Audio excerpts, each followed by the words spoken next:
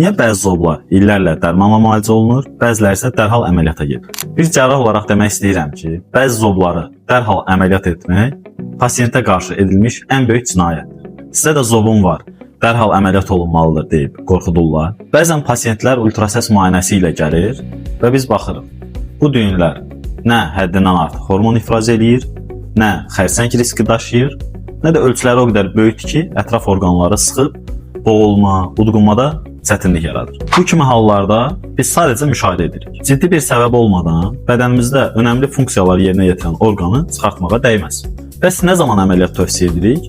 Düyün sizin nəfəs almanıza, udqunmanıza çətinlik yaradırsa, dərmanla müalicə olmayan hormon artıqlığı varsa və yaxud da biopsiya nəticəsində bədxəstəli xərçəng hüceyrələri görürüksə. Biz bu əməliyyatları komandamızla ən yüksək səviyyədə icra edirik. Müayinələrinizə baxıb sizə də mütləq əməliyyat olunmalıdır deyiblər.